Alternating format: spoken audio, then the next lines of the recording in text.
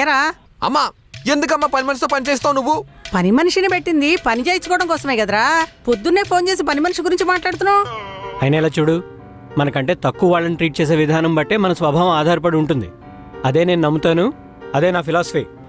ఎదవ ఫిలాసఫీలు చెప్పొద్దని చెప్పా ఎదవని. ఏ నాటకాలు ఆడుతున్నాడా? అది కాదమ్మా, ఆయన చెప్పిన దాంట్లో కూడా నిజం ఉంది కదమ్మా. ఏం సపోర్టా? సంబంధం నచ్చకపోతే మొహానే చెప్పమను. ఏంటి పద్ధతి? ఇప్పుడు బ్యాక్గ్రౌండ్ వెరిఫికేషన్ అందరూ చేస్తారు కదమ్మా. సరే, వాడి పద్ధతిలోనే నేను వెళ్తాను. వాడి గురించి వాడి కాలేజీ పిల్లల్ని అడుగుతాను. ఏమంటాడో అప్పుడు చూస్తాను. మీ స్కూల్లో పిల్లల్ని అడిగితే అడుగు, ఖచ్చితంగా తిట్టుకుంటారు. అయినా స్కూల్ అన్నాక పిల్లల్ని డిసిప్లిన్లోనే ఉంచాలి, లేకపోతే లైఫ్ లాంగ్ ఇండిసిప్లిన్ అలవాటైపోతుంది.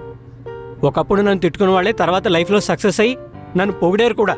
సరే, ఇప్పుడు అదే పని మనిషి 20 ఏళ్ల తర్వాత వచ్చి ఆవిడ మంచి ఆవిడే అంటే అప్పుడేం చేస్తారు మీరు? రుక్కు, నువ్వు ఆ మదన్ని పెళ్లి చేసుకోవడానికి పిచ్చి పిచ్చిగా బిహేవ్ చేస్తున్నావు. మీరు కూడా అలాగే బిహేవ్ చేస్తున్నారు నాన్న. అయినా మదన్ గురించి తెలుసుకోవాలనుకుంటే ఫ్రెండ్స్ నో ఫ్యామిలీనో అడగాలి కానీ ఇదేంటి నాన్నగారు? సరే, ఆ ఫ్రెండ్స్నే అడుగుతాను, రమ్మన్.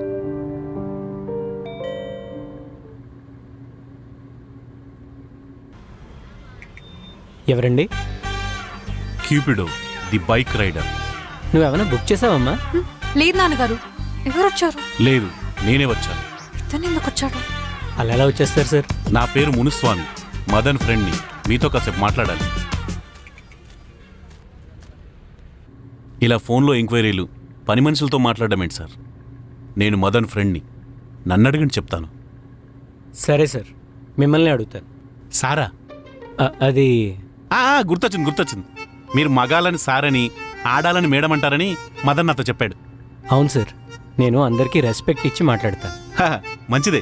నా ఫీల్డ్లో కూడా నాకు ఎవరు రెస్పెక్ట్ ఇవ్వకపోయినా సరే నేను మాత్రం రెస్పెక్ట్ ఇస్తూనే ఉంటాను. ఇదే విషయంలో చిన్న డౌటు, మీరు ట్రైన్లో చప్పట్లు కొట్టుకుంటూ వచ్చేవారని ఏమని పిలుస్తారు? మీరు కూడా మదర్ నెట్ఫ్లిక్స్ అకౌంటే వాడతారు కదా? మీకెలా తెలుసు? తెలుసు. మీరేం చేస్తారు సార్?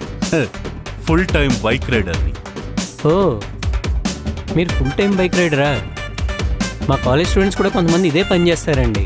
ఓ, నాకు ఒక చిన్న డౌట్ సార్. అడగండి. మీరు నెలకి ఏమాత్రం సంపాదిస్తారు? భగవంతుడా, మళ్ళీ అదే ప్రశ్న. నేను బాగానే సంపాదిస్తున్నానండి. అయినా నా గురించి ఎందుకు? మదన్ గురించి అడగండి. సరే, మదన్ సిగరెట్స్ కాలుస్తాడా?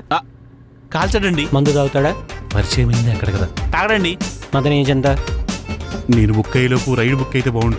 మదన్ ఏజ్ ఎంత సార్? అంటే ఒక 28, 29. మీసాలు గడ్డలు తీసేస్తే ఒక 25 లోపు ఉంటాడు సార్. నువ్వు కూడా అబద్ధాలు చెప్తున్నావు. మదన్ ఏజ్ 30 ఏళ్ల పైనే. తను సిగరెట్స్ కాలుస్తాడు, మందు తాగుతాడు అని నా బ్యాక్గ్రౌండ్ వెరిఫికేషన్లో ఆల్రెడీ తెలిసింది. ఎందుకు అబద్ధం చెప్తున్నావు? అంటే మీరు నా ప్లేస్లో ఉండి ఆలోచిస్తే మీ ఫ్రెండ్కి పెళ్ళవ్వాలనుకుంటారా లేదా?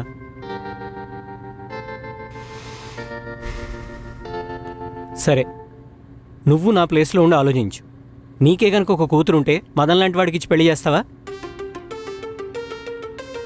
చేయండి సార్. అది నాకు కావాల్సింది. చూసావా, బెస్ట్ ఫ్రెండ్ అయ్యుండి కూడా పెళ్లి చేయనన్నాడు. అతని రీజన్స్ ఏవో అతనికి ఉంటాయి కదా నాన్నగారు. ఒకసారి అడగండి. అడుగుతాను, ఆ రీజన్ కూడా అడుగుతాను. ఎందుకు చెయ్యవు?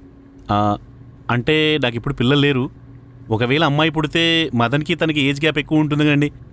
అందుకే చేయను. కనీసం 40 ఏళ్ళ గ్యాప్ ఉంటుంది కండి. అది కూడా వ్యాలిడ్ రీజనే కదా నువ్వు నాన్న. మదన్లా మాట్లాడుకు. మదన్ అబద్ధాలు చెప్తాడు, సిగరెట్లు కాలుస్తాడు, మందు తాగుతాడు. వాళ్ళ అమ్మగారి పద్ధతి నాకు నచ్చట్లేదు. అసలు ఈ పెళ్ళి ఒప్పుకోవడానికి నాకు ఒక వ్యాలిడ్ రీజన్ కూడా కనబడట్లేదు.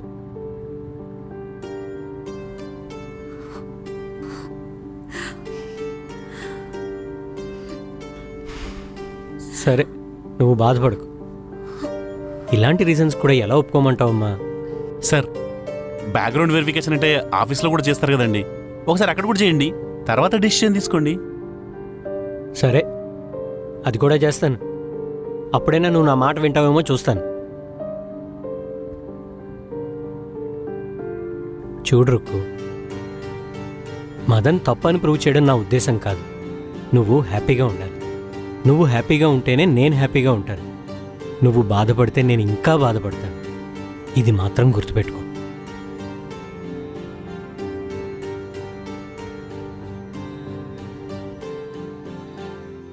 రుక్మిణి, మీ నాన్నగారు నువ్వంటే చాలా ఇష్టం కదా?